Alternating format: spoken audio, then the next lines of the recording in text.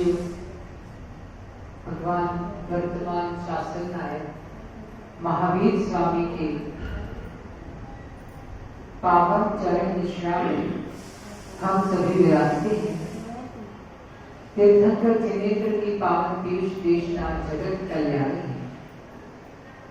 आज आचार्य पूज्यपाद स्वामी संयोग और वियोग जन्य संसार की दशा का चित्रण करते हुए कह रहे हैं कि पराधीनता में कष्ट है, आज्ञा देना भी एक कष्ट है और आज्ञा लेना भी एक कष्ट है। संयोग और वियोग यह संसार संतति चक्र के एक अवश्यभावी नियम है। इस परिवर्तन चक्र में जहाँ संयोग है वही एक का संयोग है तो अन्य का वियोग है, और अन्य का वियोग है, एक का वियोग है वही अन्य का संयोग है, जिसे प्रवृत्ति और निवृत्ति मूलक कहा जाता है। जैसे बेटा आप घर से यहाँ आए तो खड़े हो जाओ एक बार। कैसे आया? चल के। कैसे चले बताना, चलते कैसे? यानी आपने एक कदम की प्रवृत्ति की तो एक कदम पीछे निवृत्त हुए भी नहीं हुए।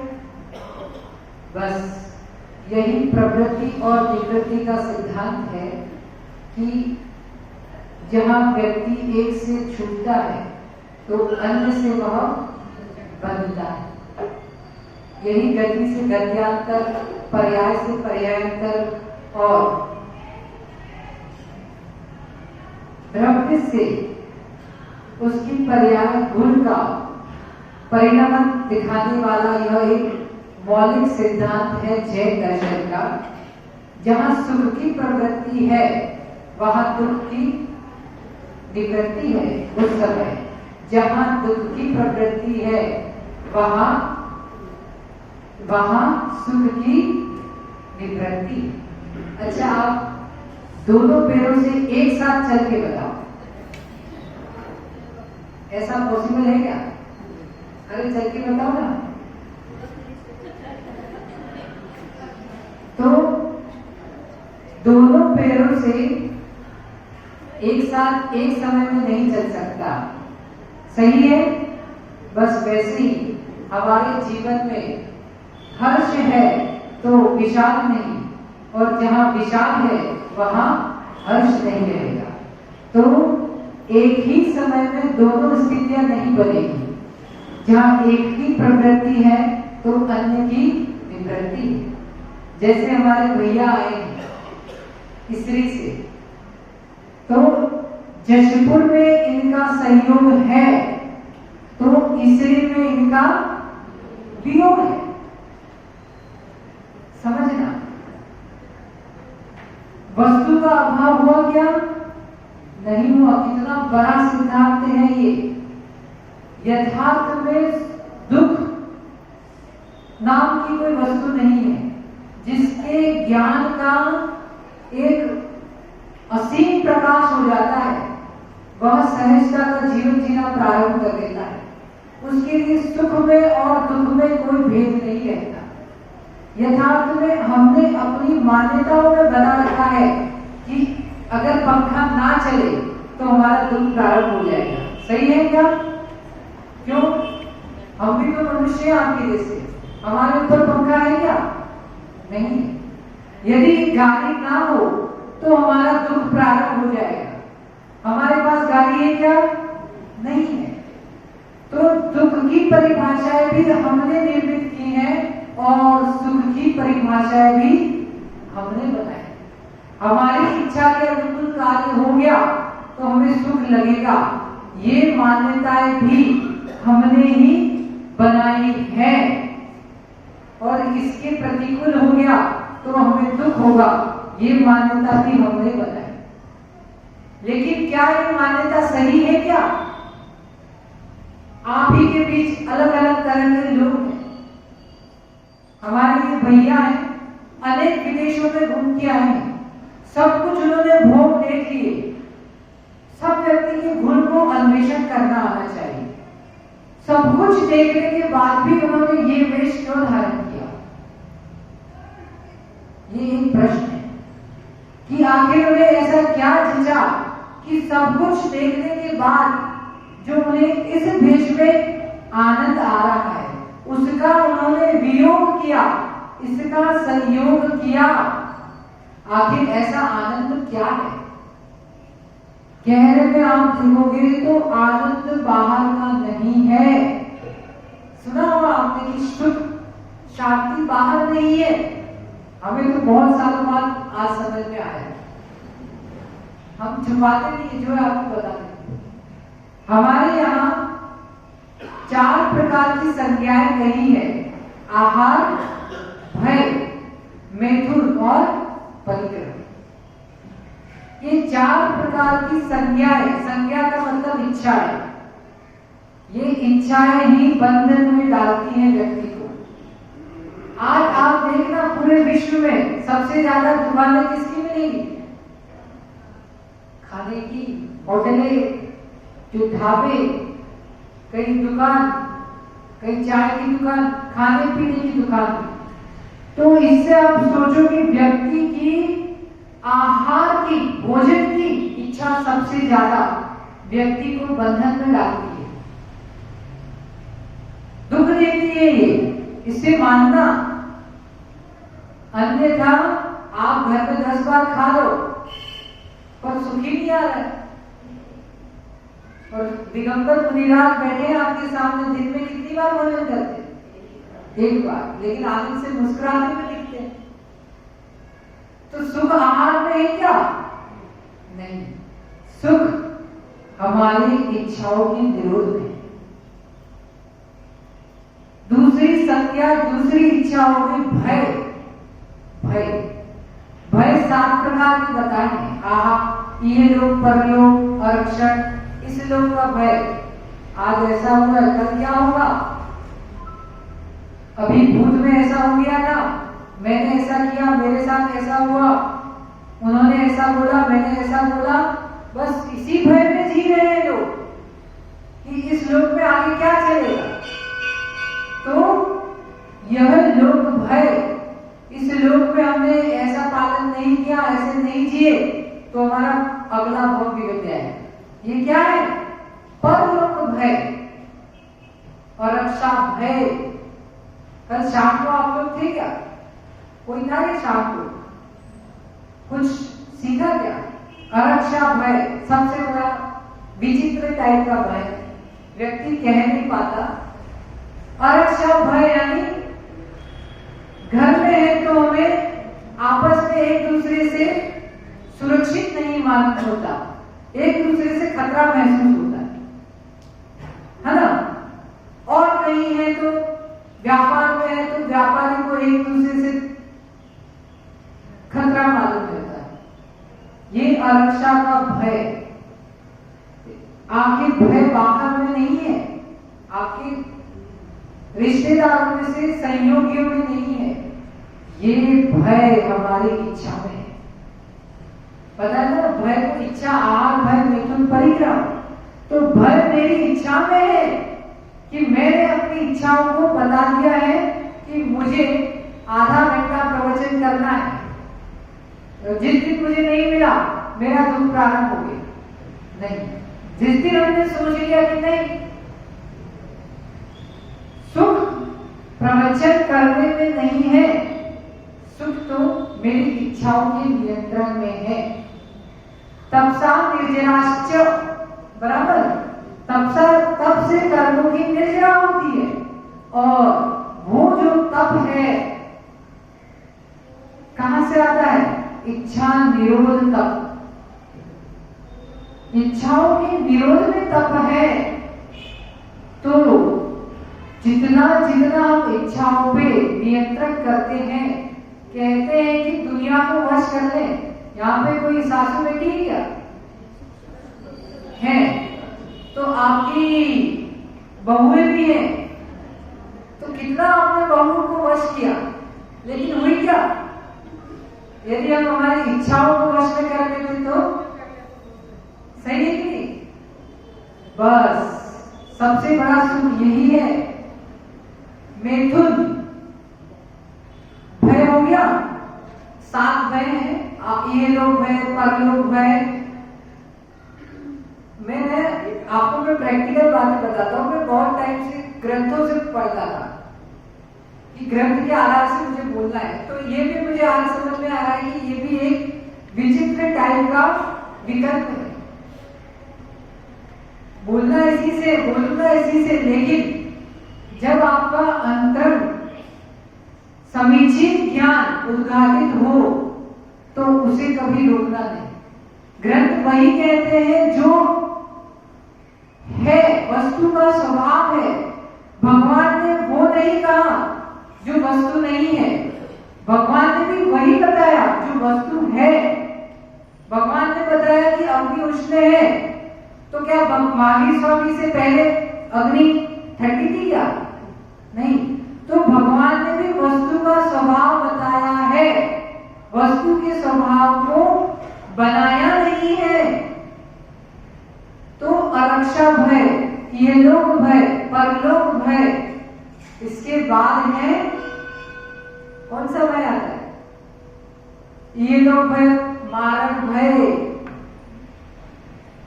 मरण का भय, हम मर ना जाए, इसके लिए साधु बना जाता है। पहली कंडीशन है तुम्हारी, तुम साधु बन रहे हो ना, चाहे लाभ हो चाहे अलाभ हो, चाहे सुख हो चाहे दुख हो, चाहे संयोग हो चाहे वियोग हो, चाहे जन्म हो चाहे मरण हो, तुम्हें सब में समता रखना है, तो ही आपका सुख प्रारंभ हो। नहीं तो हम कह रहे हैं आपको भेष बनाने से आपका सुख प्रारंभ हो जाए, ऐसा कोई नियामक नहीं है। एक वकील होते हैं जो एक ही केस के करोड़ रुपया लेते हैं, बराबर चैम्बर में बैठते हैं, लोग उनके पास आते हैं।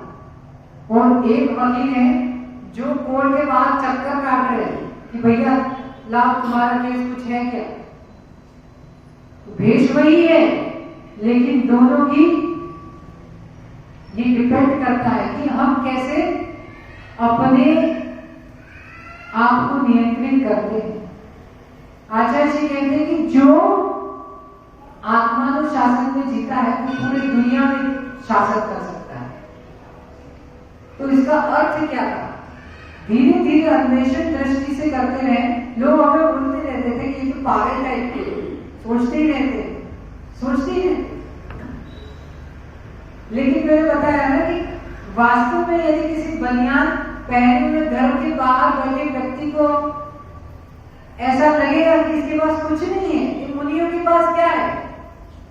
कुछ भी तो नहीं है, लेकिन उन्हें पता है उनके पास हमने दर्शन, ज्ञान और चारित्र के रत्नत्र है। ज्ञान का रत्न अंदर है तो अपने आप वो सुख मिलना प्रारंभ हो जाता है। बस वैसे ही ये भय जो है, ये जो इच्छाएं हैं, कभी कभी तो ऐसी इच्छा में रहती, इतनों को सुनाने, ये प्रभावित हो गए, ये हमें सम्मान दे, ये सम्मान की इच्छाएं भी आपके ज्ञान में बाधा का कारण है। नियम से वेद जी, पुराने वेद जो होते थे वो किसी के घर का पानी नहीं पीते थे, मंत्रवादी होते वो कहीं कुछ लेते नहीं थे, तो वो किसी की ऐसे हाथ बिना हाथ रखे उसका पूरा ज्योतिष बता देते। समय बदला, वेद्य की इच्छाएं बदल गई, इच्छा बढ़ गई, तो जो उनका यथार्थ ज्ञान था वो कम हो गया। आजकल की जो एप्पल सब्जियां रहती है, फल क्यों नहीं ले रही? कि उनका जो उनमें बाद में हर्बिसाइड, फंगिसाइड, खाद, कीटनाशक इतने डाल दिए कि उनका मूल तत्व ही गायब हो। बस ऐसे ही हम बाहर से जितने प्रभावित रहते हैं, हमारा अंतरंग का मूल तत्व प्रभावित होता जाता है। ये आप प्रभावित मत हो जाना हमसे, सही है। ये तो एक ऐसा ये है कि जो स्वयं से प्रभावित हो गया वो इस मार्ग पे आगे बढ़ता ही रहेगा। आखिर कैसे एक शेर की पर्याय में जो महावीर थे वही मुनि बनकर कैसे भगवान बन गए, कैसे उन्होंने गुणस्थानों की यात्राएं कर ली, तो ये मूल था उन्होंने दुनिया को नहीं संभाला, अपने आप को संभाल लिया। बस उन्होंने यहां तक कि किसी को उपदेश भी नहीं दिया। हम बताए ना, हमें प्रवचन का बहुत लोभ है, हम तो स्पष्ट कह रहे, लोभ आता है कि लोग सुनेंगे तो एक सामान्य व्यवहार से, तो व्यवहार कर्म से हमारे प्रशस्त उपयोग बनता है, पाप कर्मों की निर्जरा हो रही है, पुण्य का आश्रम हो रहा है इस क्रिया से। लेकिन हम इसके ऊपर जाएं तो भगवान महावीर स्वामी ने तो मुनि बनकर के उपदेश भी नहीं दिया, उपदेश भी नहीं दिया, और जब भगवान बन गए तो ऐसा उपदेश दिया कि उनके होलसेल, जिसको कहते हैं ना होलसेल का, एक साथ लाखों लाखों जीवों का कल्याण होता चले। तो ठीक है, तो इसी तरह हम सभी अपनी आत्मा को, अपनी इच्छाओं को, आगे हम और चर्चा करेंगे, अपनी इच्छाओं पर काम करेंगे तो हमारा सुख हमारे भीतर ही प्रकट होना प्रारंभ हो जाएगा, और हमें अब बहिर् संयोगों से सुख की आकांक्षाएं समाप्त हो जाएगी। तो इस शाश्वत सत्य को हम सभी अपने जीवन में उतारें। इसी भावना के साथ भगवान महावीर स्वामी की जय।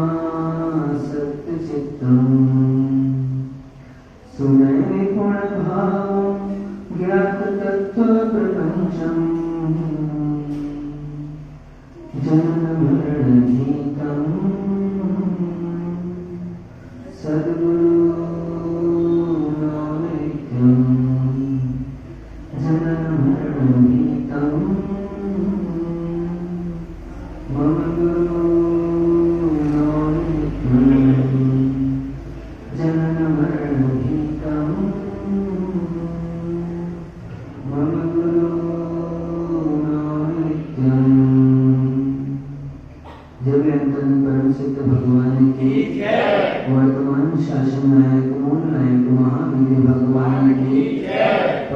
पूज्य आचार्य भगवान कुंद स्वामी की जय, परम पूज्य आचार्य भगवान प्रबलाचार्य स्वामी महाराज की जय, परम पूज्य आचार्य भगवान विशुद्ध सागर जी महाराज की जय, 3 करोड़ निराजों की जय, अहिंसा में विश्व जैन धर्म की जय, जनवाणी माता की जय,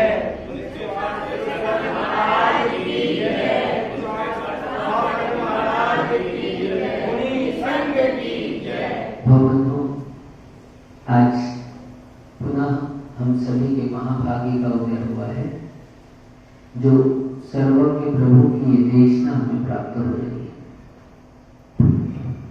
दुर्लभ जीव होते हैं जो इस देशना का लाभ ले पाते हैं, और विरले जीव होते हैं जो उस देशना के द्वारा अपने आचरण को तैयार कर पाते हैं। सहज मन समझना इसे। आज आप लोग यहाँ सब बैठे हैं, क्या आज आप लोग यहाँ बैठे हैं, ये सामान्य बात नहीं है, समझे भैया? बहुत विशेष बात है। आपको सहज लग रही होगी, आपको सामान्य लग रहा होगा, आपको लग रहा होगा कि क्या किया, बस घर से आए और यहाँ पर आकर बैठ गए, महाराज आए हुए थे तो आ गए। सामान्य बात नहीं है। अंतरंग में ऐसे भाव का आ जाना और महाराज के पास आकर बैठ जाना, कुछ 2 बातें ज्ञान की सुनने के लिए अनंत जन्मों का तीव्र पुण्य होगा, तब आप यहाँ पर पहुंच पाए हैं, और उससे भी ज्यादा तीव्र पुण्य होगा तब आप इस बात का मन बना पाए। एक व्यक्ति को हमने देखा जो साधु को देखकर छिप गया। क्या? साधु को देखकर दूर चला गया, छिप गया। तो ये विचार मेरे मन में आया, किसी को बुरा नहीं सोचना, उस जीव के बारे में भी सोचो। मनुष्य पर्याय मिलने पर, उच्च कुल मिलने पर और गुरु का सानिध्य मिलने पर भी क्या कारण है कि गुरु से दूर भागने के परिणाम हो रहे, गुरु से दूर जाने के परिणाम हो रहे। पुण्य का उदय है, मनुष्य पर्याय मिली है, उच्च कुल मिला है, पुण्य का उदय है, लेकिन उससे भी ज्यादा एक बात और समझिए कि इस पुण्य से भी बढ़कर कोई बात है जो हम धर्म की ओर आकृष्ट हो पा रहे हैं। हम देवशास्त्र गुरु से जुड़ पा रहे हैं। इसलिए हमने कहा कि आप यहाँ पर आकर बैठे हैं, आपको लगता होगा सामान्य बात है, लेकिन ये सामान्य बात नहीं है। लाखों लाखों करोड़ों करोड़ों जीवों में कोई एक जीव के परिणाम ऐसे मुश्किल से हो पाते। अंतरंग से भगवान की देशना सुनने के परिणाम और अंतरंग से अपने कल्याण का भाव बनाना कि हम अपना कुछ उद्धार करें। यूं तो भोगों में रात दिन लगे ही हैं, लेकिन उन भोगों के बीच में रहने पर भी धर्म की ओर दृष्टिपात करना सहज नहीं है। इसलिए हम कह रहे हैं, चर्चा हमारी धर्म की चल रही थी। धर्म को समझना और धर्म का आचरण करना, ये दोनों भी सरल नहीं। सहज रूप से, सामान्य रूप से लोग थोड़ा सा कुछ क्रियाएं कर लेते हैं तो उसको धर्म मान लेते हैं, थोड़ी सी सेवा करते हैं तो उसको धर्म मान लेते हैं। सबसे बड़ा धर्म है अज्ञान का नाश। क्या? अज्ञान का नाश किए बिना आत्मा का उद्धार नहीं होता। और अज्ञान के नाश के लिए ये जिनवाणी से बढ़कर कोई दूसरा उपाय नहीं है, कोई दूसरी वस्तु नहीं है। सर्वज्ञ की देशना नहीं खिली होती तो संजय के भगवान का यदि उपदेश नहीं हुआ होता तो क्या होता? डॉक्टर साहब धर्म का ही लोप हो गया होता। हम लोग मनुष्य जो है कल्पनाओं में जीता है और एक कल्पना प्रारंभ करता है, उस कल्पना के भीतर दूसरी, तीसरी, चौथी ऐसे कल्पनाएं चलते रहती है। धर्म का आधार है, इसलिए हम सही मार्ग पर गमन को कर पाते हैं संजय भैया। नहीं तो हम क्या करते, यदि जिनवाणी को आधार नहीं बनाए तो कल्पना में जिएंगे और कुछ नया ही हमको धर्म समझ में आएगा।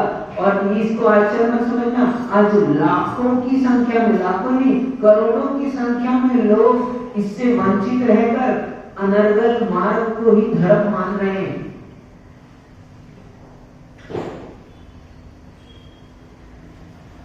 एक आधार नहीं होता तो क्या होता है, भटक जाता है। यदि एक आधार में बंध गया है तो अब फिर भटकेगा नहीं।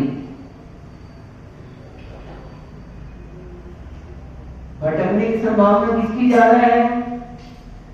जिसने अपना निश्चित ठिकाना नहीं बनाया है। गज्जू भैया आपने घर बना लिया है, कहते हो ना गृहस्थी बसा ली, तो गृहस्थी बसाने वाले के ऊपर विश्वास होता है कि नहीं होता? गहरी बात कह रहा हूं, बीच में निकल कर आई तो कह देता हूं। एक व्यक्ति यदि है, एक व्यक्ति है उसने शादी नहीं की, क्या? एक व्यक्ति है उसने शादी नहीं की है। अब शादी नहीं की है लेकिन त्याग के मार्ग में भी नहीं आया है। गृहस्थ में, घर में रहता है लेकिन गृहस्थ नहीं है। गृहस्थ क्यों नहीं है? क्योंकि गृहस्थ उसको कहते हैं जिसके पास गृहिणी होती है। गृहिणी है तो गृहस्थ कहलाता है, और गृहिणी नहीं है तो गृहस्थ नहीं है। तो त्याग के मार्ग में भी नहीं आया है और शादी नहीं की है।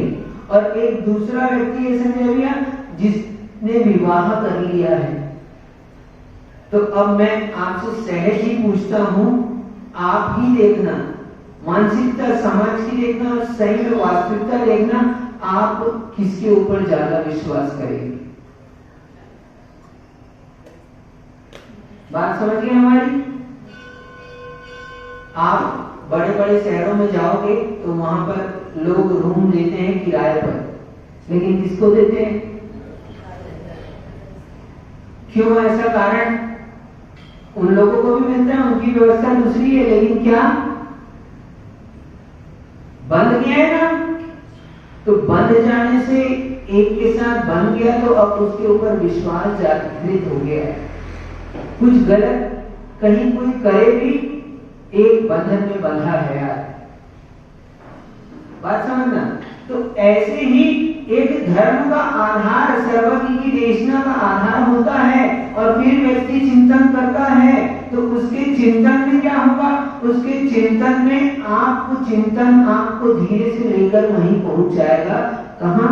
सर्वज्ञ की देशना के मूल आधार में।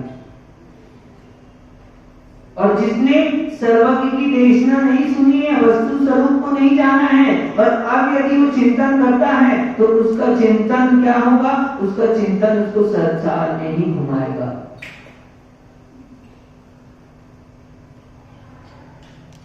ये पक्की बात। हम नहीं कहते सर्वज्ञ के वचन है, सर्वज्ञ के वचन है। क्या? इसलिए कहा ना अन्यथावादियों जिना, जिन्हें भी भगवान अन्यथावादी नहीं होते।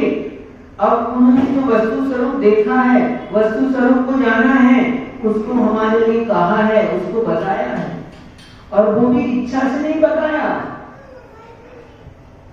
सहज ही भगवान की देशना खेली है, उसमें धर्म का स्वरूप आया है। भगवान की इच्छा का अभाव है, इच्छा पूर्वक भगवान के वचन नहीं होते, इच्छा पूर्वक भगवान का गमन नहीं होता। वो तो कब होता है? भव्यों के भाग्य से ही मिलती है देशना, भव्यों के भाग से ही मिलते हैं भगवान। इच्छा तो अपन कितनी कर रहे थे, हाँ, कि रुक जाए महाराज, कोडरमा में रुक जाए, हजारीबाग में रुक जाए। हमारे भाव थे और लोगों के भाव थे, अन्य जीवों के भाव थे, लेकिन पहुंचे कहां? ये भव्यों के भाग्य होते हैं। तो ऐसे ही तो हमारा दृष्टांत मत करें, वास्तव में ऐसी व्यवस्था है, ये व्यवस्था है। तो भगवान की देशना को आधार बनाकर ही हमको चलना चाहिए। धर्म, क्योंकि धर्म का मार्ग किसी ने बताया, तो जो धर्म के आचरण पर चलकर जिन्होंने धर्म को प्राप्त कर लिया है, वही धर्म का सत्य मार्ग बता सकता है। संजय भैया, आप पहाड़ के मार्ग पर से धीरे से पहुंच चुके हो, कहां? पहाड़ की चोटी पर। तो अब आप मार्ग बताओगे तो क्या होगा? क्योंकि आप उस मार्ग से आए हो, आपने अनुभव किया है और आप उस उच्च स्थान को प्राप्त हो चुके हो, आपने आत्मस्वरूप को उपलब्ध कर लिया है, इसलिए आपके द्वारा बताया गया मार्ग मान्य होता है। और जो कभी पहाड़ पर चढ़ा ही नहीं है, जिसने पहाड़ देखा भी नहीं है, और वो आपके घर से निकलने पर ही आपको मिल जाए और कहने लगे कि क्या, कि ये मार्ग है, आप विश्वास करोगे कि नहीं करोगे? आपका विश्वास बनेगा कि नहीं बनेगा? सहजी क्या बोलते हो, स्वयं तो ऐसा कर रहा हो, हमसे कहता है, तुमने देखा है, खुद तो कभी गए नहीं और हमको बता रहे, कहते कि नहीं अपन सहज भाषा में, क्या आप गए नहीं गए? हम उससे पूछना पसंद करते हैं जो उस मार्ग पर गया है, जिसने गमन किया है, और जो उस मार्ग के द्वारा मंजिल को जिसने प्राप्त कर लिया है। मार्ग वाले से भी ज्यादा भरोसा किस पर आता है? जो मंजिल को प्राप्त है उन पर भरोसा ज्यादा आता है। तो इसलिए भगवान उस मार्ग पर चलकर, सम्यक दर्शन ज्ञान चारित्र के मार्ग पर चलकर उस रत्नत्रय के फल को, उस आत्म स्वरूप को उपलब्ध हो चुके हैं, इसलिए उनकी देशना मान्य की जाती है।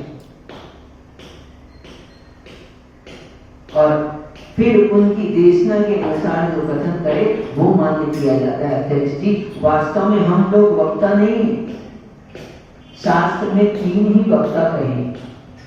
क्या वास्तव में वक्ता कौन है? तो पहले कहे सर्वज्ञ, तीर्थंकर प्रभु अरिहंत, ये वक्ता है।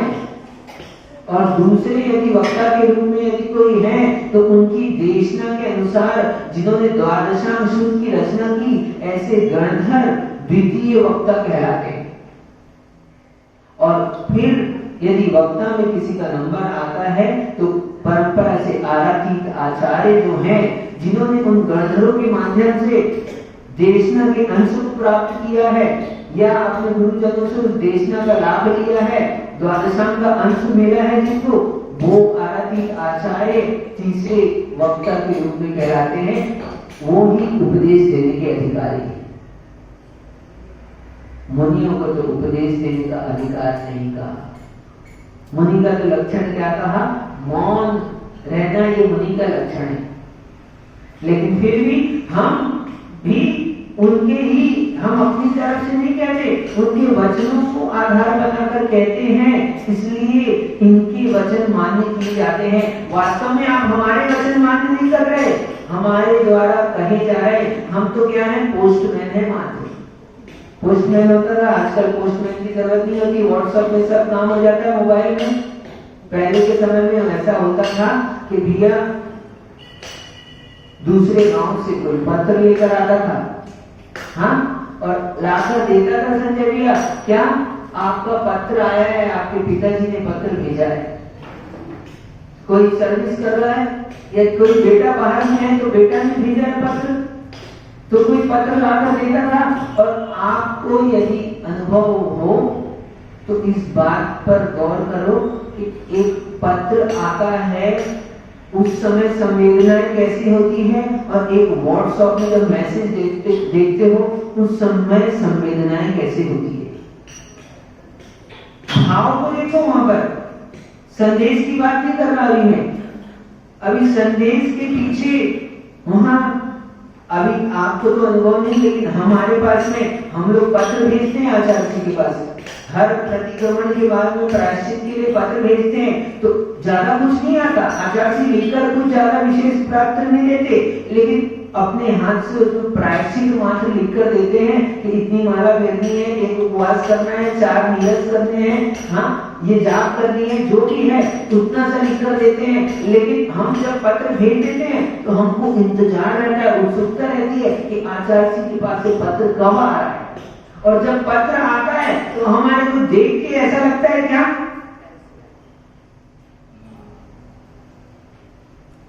अब क्या बताएं, तो समझना, तो हम तो क्या है, पोस्टमैन है, पहले पत्र आता था, और संजय भाई जिसको नहीं पढ़ना आता हो उसको पूछो भला, घर में बड़े बुजुर्ग रहते हैं और बड़े हैं और पुत्र बाहर गया, उसने पत्र भेजा, तो संजय भाई पत्र लाकर दिया पोस्टमैन ने, तो आपको यदि पढ़ने नहीं बनता हो जिन बड़े बुजुर्गों से, पिक्चर में तो देखा है, टीवी में तो देखा है ना, हाँ क्या करते हैं, बोले भैया हाँ हम तो अनपढ़ हैं, क्या लिखा है तुम्हें जरा सुना दो। तो उस माँ पिता को, उस पुत्र को या उस पत्नी को या जो दूर में है जिसके लिए पत्र आया है, उस पुत्र को इतना बहुमान आता है, किसका, अपने पिता का बहुमान तो आता ही आता है, उस पिता के पत्र को लाने वाले का और उस पत्र को पढ़कर सुनाने वाले का कितना बहुमान आता है कि अच्छा किया तुमने, अच्छा संदेश हमको बता दिया, क्यों, हमारे पिताजी ने क्या लिखकर भेजा है, हमारे बेटे ने क्या भेजा है। तो ऐसे ही हमारा बहुमान नहीं है, ये उन पिताजी का पत्र है और हम तो खाली पत्र को पढ़कर आपको सुना रहे हैं, इसलिए कि आप हमारा बहुमान नहीं कर रहे, उन्हीं की वाणी का बहुमान है। आनंद तो उसी का आता है। ऐसे ही आचार्यों ने लिखा है, धर्म की चर्चा कर रहे थे तो कहते हैं यदि तुम एक भी दिन व्यर्थ नष्ट किए बिना, कितना, एक भी दिन यदि व्यर्थ का नष्ट किए बिना समस्त जीवन सत्कर्म करने में बिताते हो, इसमें समस्त जीवन सत्कर्म करने में बिताते हो, तो तुम आगामी जन्मों का मार्ग बंद किए देते हो। किसका मार्ग, आगामी जन्मों का मार्ग बंद कर देते हो। धर्म के सत्कार्यों से क्या होता है, जन्म का नाश होता है। चाहते हो जन्म का नाश,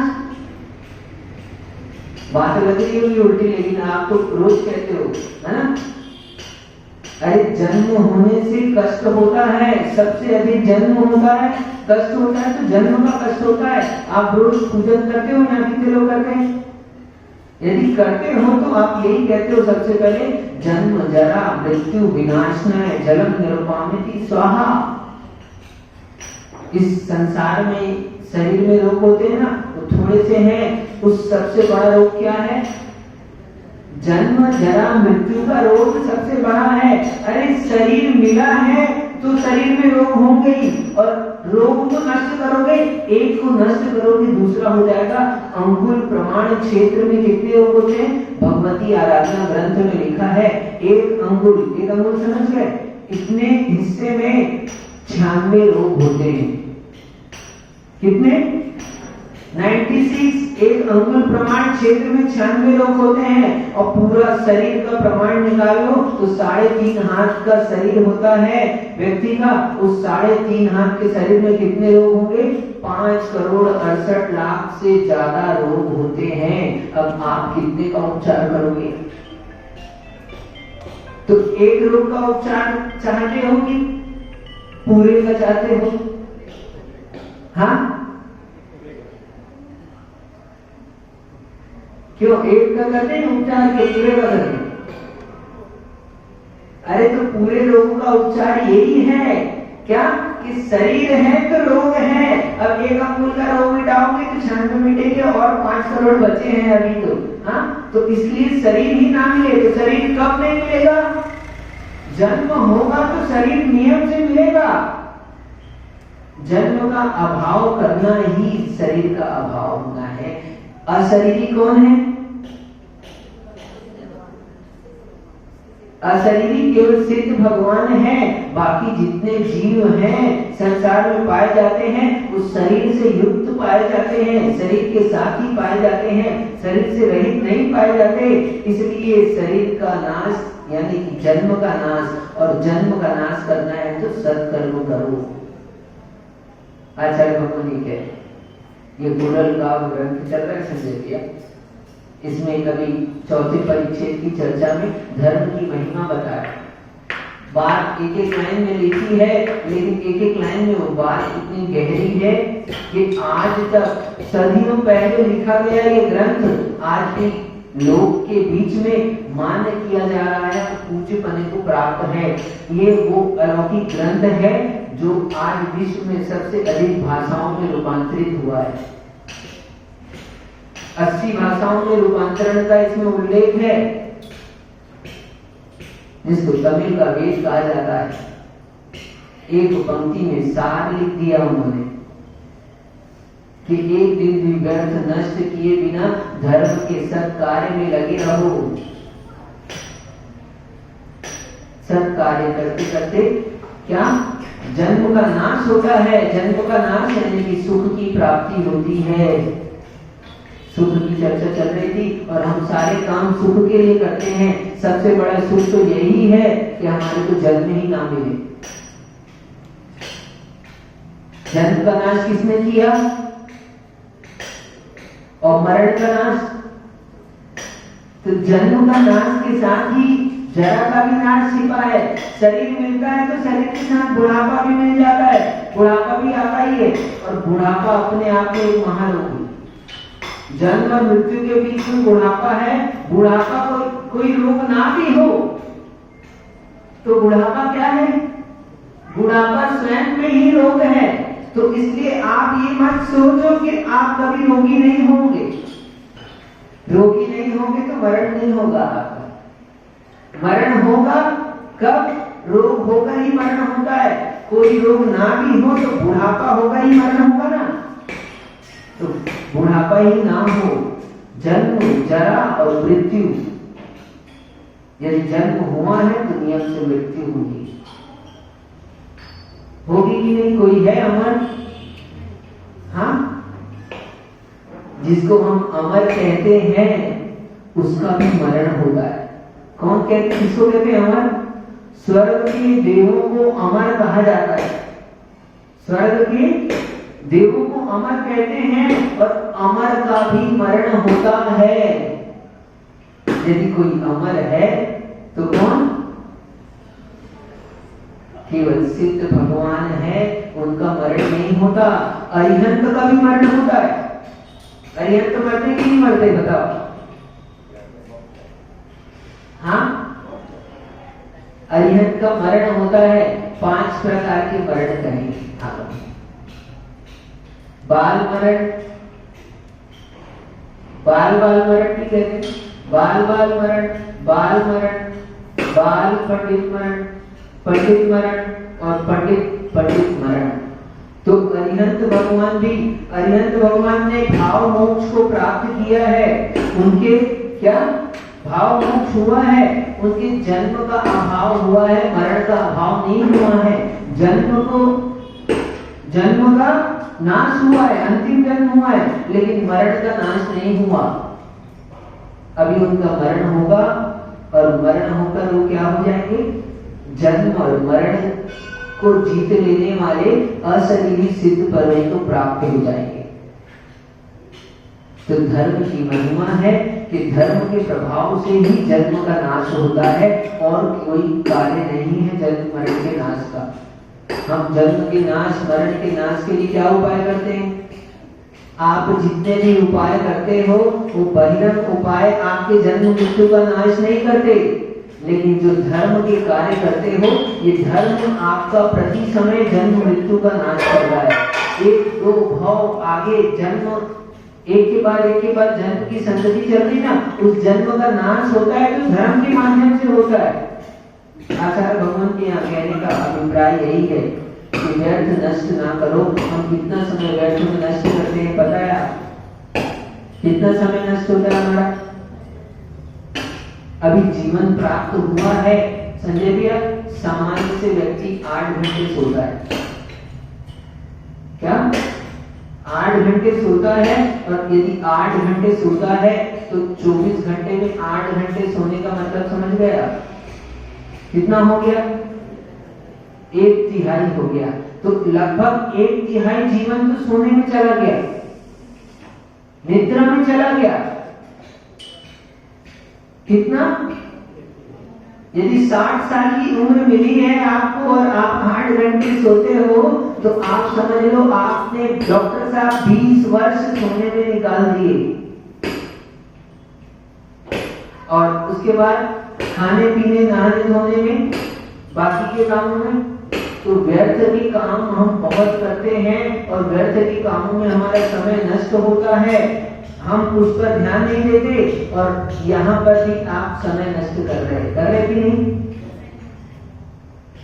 कर रहे कि नहीं? समय तो नष्ट हो ही रहा है। आप चाहो या नहीं चाहो समय नष्ट हो रहा है। लेकिन इस 1 घंटे को आपने जो व्यतीत किया है, जो देशना का पान किया है, श्रवण किया है, इसको कोई समय नष्ट नहीं कहता। क्यों? समय के नष्ट होने का मतलब है आपने अपने जीवन के लिए कुछ नहीं किया। और यहाँ पर देशना सुनिए, आपके थोड़े समय के लिए भाव की विशुद्धि हुई है। ये आपका आगे आने वाले समय के लिए अंकुरारोपण है। आपने धर्म के लिए बीज बोए हैं। ये धर्म ही जो जन्म संतति को नाश करने वाला है। आपने धर्म के बीज बोए हैं, इसलिए व्यर्थ नष्ट नहीं हुआ। इसलिए आचार्य भगवान कह रहे हैं कि एक दिन भी व्यर्थ नष्ट ना करते हुए क्या करो? सत्कार्य को करो। सत्कार्य के द्वारा ही आप जन्म का नाश कर सकते हो, मृत्यु का नाश कर सकते हो। और आगे भी कहते हैं धर्म की परिभाषा में, केवल धर्म जनित सुख ही वास्तविक सुख है। क्या? केवल धर्म जनित सुख ही वास्तविक सुख है। शेष सब तो पीड़ा और लज्जा मात्र है।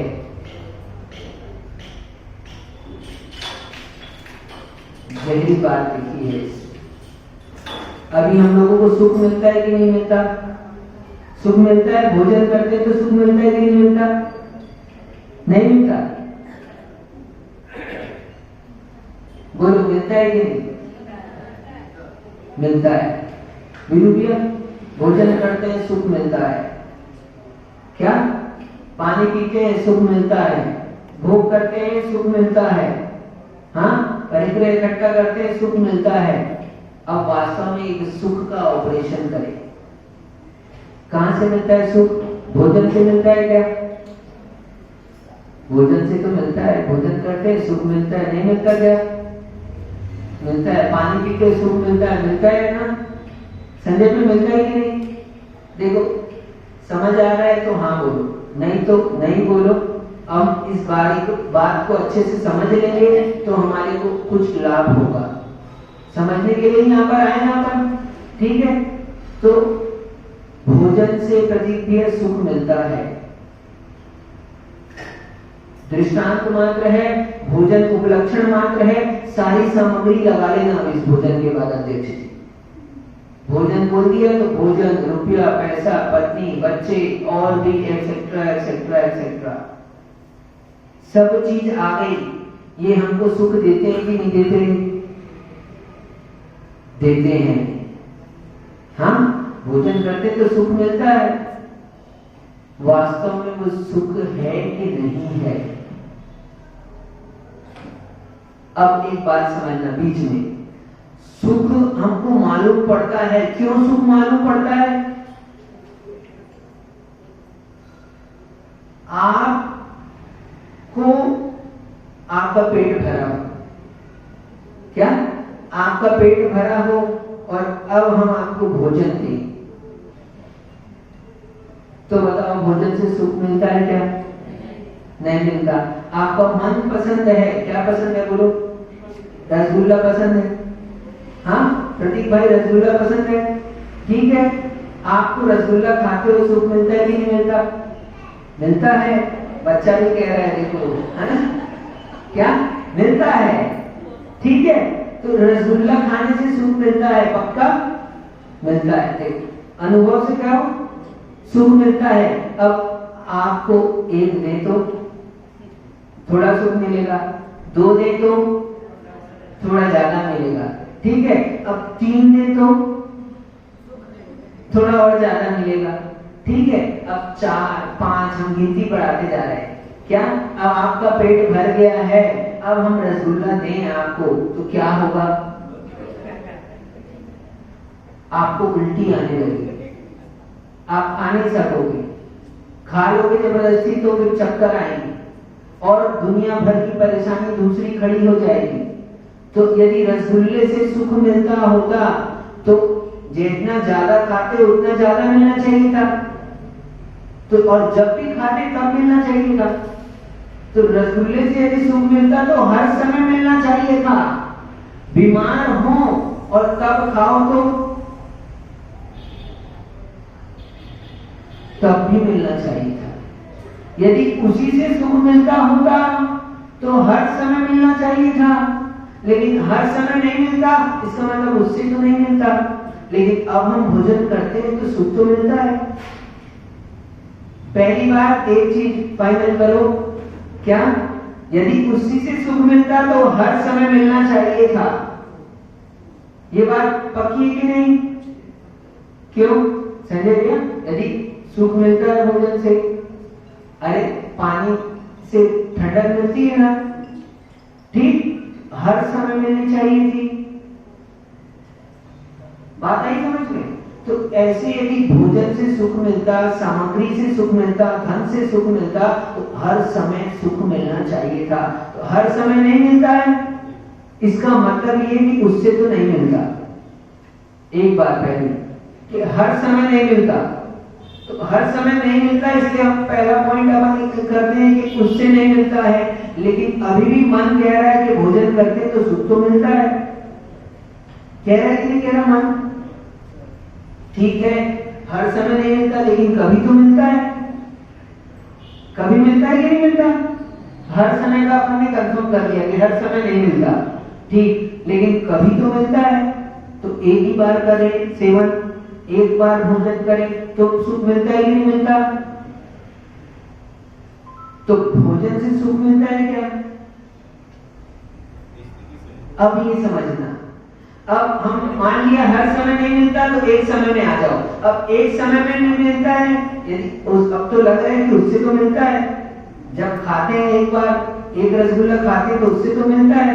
तो अभी भी समझना, आप जब रसगुल्ला खाते हो तो रसगुल्ले से सुख नहीं मिलता। सुख मिलता है, सुख नहीं मिलता ये नहीं कह रहे हैं हम। सुख मिलता है लेकिन वो रसगुल्ले से नहीं मिलता तो किससे मिलता है? अब प्रश्न तो खड़ा है यहाँ पर अपने पास। आ रही मेरी बात समझ में आ रही कि नहीं आ रही? तो उस समय में सुख मिलता है। कैसे मिलता है सुख?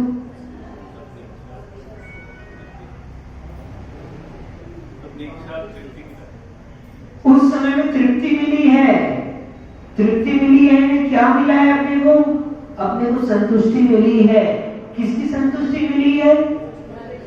हाँ, हमारे को इच्छा थी, भोजन की इच्छा थी, भूख थी। भूख मतलब, भूख का मतलब ही होता है भोजन की इच्छा।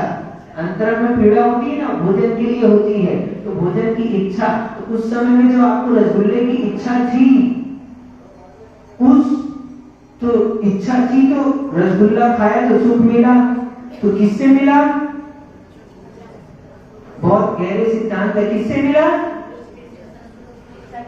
संतुष्टि से। संतुष्टि किससे मिली? अब और अंदर जाओ। अब अपने कह रहे संतुष्टि मिली है, संतुष्टि से अपने को सुख हुआ है। संतुष्टि भोग से मिली है, संतुष्टि भोग से मिली है। हमको ये समझ में आ रहा है ना? यदि संतुष्टि भोग से मिलती तो भोगने के बाद संतुष्ट हो गए, अब तो संतुष्टि मिल गई तो अब इच्छा नहीं बचनी चाहिए। संतुष्टि का मतलब तृप्ति, तृप्त हो गए का मतलब अब आवश्यकता नहीं है, आवश्यकता नहीं है तो अब तो इच्छा तो फिर दिख रही है अपने को। तो इच्छा की पूर्ति से सुख नहीं मिला, जिसको हम पूर्ति कह रहे हैं वास्तव में वहां पर भी इच्छा के अभाव से सुख मिला। किससे मिला सुख? इच्छा के अभाव से। जब आपने भोजन किया, आपका भोजन करने का मन था, भोजन किया तो आपको लगा भोजन से सुख मिला, भोजन से नहीं मिला तो तृप्ति मिली। तृप्ति मिली किससे? भोजन से तृप्ति मिली तो तृप्ति से हुआ, तृप्ति से भी नहीं हुआ, उस समय में आपकी इच्छा का अभाव हुआ, इसलिए सुख मिला। आचार्य भगवान यहाँ पर कह रहे हैं धर्म से जनित जो सुख है वो वास्तविक सुख है, और बाकी सब सुख क्या है? पीड़ा और लज्जा है। तो हम बता रहे हैं आपको कि आपको जो सुख मिलता है, जिसको आप सुख कहते हो, वो सुख नहीं है, वो पीड़ा है। क्यों पीड़ा है? क्योंकि वो और नवीन इच्छा उत्पन्न कर देता है। एक इच्छा की पूर्ति करते हो तो 10 इच्छा नई सामने खड़ी हो जाती है। नहीं मानो तो प्रयोग करो, रोज ही कर रहे हैं हम, रोज इसी का प्रयोग तो चल रहा है हमारा। एक इच्छा जैसी पूर्ति करोगे, उस इच्छा की पूर्ति के साथ नवीन 10 इच्छाएं खड़ी हो जाएगी। इसलिए आचार्य भगवान कह रहे हैं आपको जो धर्म से सुख मिलता है वो वास्तविक है, और शेष जो सुख मिलता है वो पीड़ा है। कभी किसी को खुजली हुई? हाँ, खुजली हो जाती है तो खुजाते हैं तो डॉक्टर साहब कैसा लगता है? आनंद आता है कि नहीं? आनंद आता है। खुजली को खुजाने से बड़ा आनंद किसी को कहीं नहीं मिलता। यदि आप उसको उस समय में 100 रुपए भी दोगे और कहोगे कि हम 100 रुपए देते तो खुजली मत करे, हाँ, तो आदमी तैयार नहीं होगा। हो सकता है आपसे पैसे ले ले, लेकिन हाथ उसका कहां जाएगा? वहीं जाएगा, खुजली हुई है। तो यानी कि आप जो भोगों के माध्यम से आप सुख प्राप्त कर रहे हो वो खाज को खुजाने जैसा है। खुजाने से क्या होता है डॉक्टर साहब? उस समय अच्छा लगता है, आनंद आता है, लेकिन आपका घाव बढ़ जाता है, पीड़ा बढ़ जाती है। अब जितना खुजाओगे और ज्यादा खुजाने का मन होता है, खुजली अधिक हो जाती है। ऐसे ही पीड़ा कम हुई कि बड़ी। तो आप लोगों को जो सुख मिल रहा है वो पीड़ा है कि सुख है? ये पीड़ा का प्रतिकार होने पर भी वो सुख नहीं है। जिसको आप सुख समझ रहे हो वो पीड़ा का प्रतिकार है, और प्रतिकार है लेकिन दुख वृद्धि का कारण है। इसलिए पीड़ा कह रहे हैं उसको। इंद्रियों से प्राप्त होने वाले सारे ही सुख पीड़ा है, पीड़ा। और दूसरा कहा लज्जा कहा। क्यों? क्योंकि कुछ सुख प्राप्त होते हैं, उन सुखों को व्यक्त नहीं किया जा सकता। आप बता सकते हो? हाँ, समझ गए? भोग के बाद में व्यक्ति क्या लज्जा ही महसूस करता है, इसलिए वो सुख भी है जो क्या है? वो लज्जा है। इंद्रियों के द्वारा प्राप्त होने वाले सुख पीड़ा और लज्जा मात्र है, और आप धर्म से प्राप्त होने वाले सुख है वो वास्तविक सुख है। आप पूजन करते हो और पूजन करने के बाद किसी को जाकर बता सकते हो कि नहीं बता सकते? धर्म के कार्य कर अभिषेक करके संजय भैया आप उस बात को 10 लोगों को बता सकते हो, उसको फोटो खींच के आप मैसेज में डाल देते हो। लेकिन भोग के कार्य को कोई फोटो खींच के मैसेज में नहीं डालता है, उसको किसी को बताता नहीं है, इसलिए वो लज्जा है। इंद्रियों से प्राप्त होने वाला सुख, यानी आपको प्राप्त होने वाला सुख 2 ही कैटेगरी में आता है। तीसरा कोई इसके अलावा उसकी कैटेगरी नहीं है। आप जो सुख प्राप्त कर रहे हो या तो वो पीड़ा है, आप जो सुख प्राप्त कर रहे हो या तो वो लज्जा है, इसके अलावा कोई नहीं है। और वास्तविक सुख यदि है तो केवल धर्म से प्राप्त सुख ही वास्तविक सुख है। क्यों? क्योंकि ये सुख आपके सुख की वृद्धि करता है और आपको ऐसे निमित्त उपलब्ध कराता है जिससे आप सुख के मार्ग में आगे बढ़ चलो। संजय भैया, आज ये लोग जो समय यहाँ व्यतीत कर रहे हैं, देव साथ गुरु की भक्ति में समय दे रहे हैं, इससे इनको क्या लाभ होने वाला है? इस सुख के बदले में क्या मिलने वाला है? इस सुख के बदले में आपको पुनः ऐसा अवसर मिलेगा कि आप देव साथ गुरु का सानिध्य प्राप्त करोगे और इस सुख के अलावा दूसरे सुख के माध्यम से आप जो अनुभव कर रहे हो उससे आपको क्या होगा? अभी जैसा बताया था ना, आदमी महाराज को देखकर भाग जाता है, तो पुण्य तो मिला है, क्या मनुष्य पर्याय मिली है? पुण्य की चल रही तो पुण्य तो मिला, किस मनुष्य पर्याय मिली तो सुख तो मिला। हाँ, मनुष्य पर्याय पद को प्राप्त करने में सुख तो मिला, लेकिन वो सुख अब क्या करा रहा है उसको? वो सुख उसको दुख की ओर ले जा रहा है।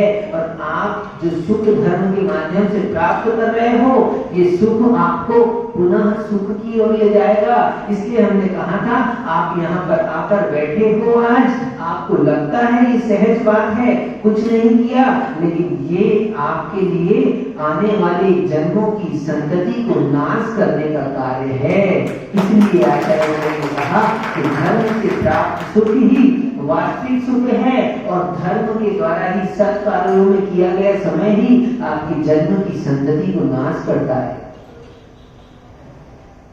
नहीं तो और आपके जन्मों की वृद्धि होगी। इंद्रियों के भोगों से जो सुख मिलता है उससे दुर्गति में गमन होगा। और मान लो दुर्गति में नहीं भी हुआ तो मनुष्य पर्याय मिलेगी। मनुष्य पर्याय भी यदि मिल गई, प्राप्त हो गई, तो आप देव साथ गुरु का सानिध्य नहीं पा पाओगे। और देव साथ गुरु का सानिध्य भी मान लो धोखे से मिल गया, लेकिन आप अंतरंग से इस बात की रुचि नहीं जगा पाओगे कि हम चले महाराज के प्रवचन सुनते हैं।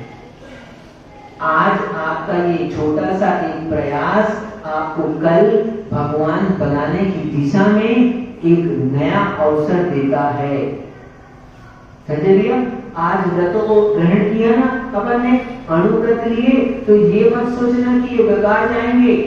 कोई लोग कहने लगे, मान लो कि आपने क्या किया, महाराज होते तो होता, अणुव्रत लिया, क्या हुआ? कुछ नहीं होता, ये सब बेकार है। हाँ, सबको मर जाना है।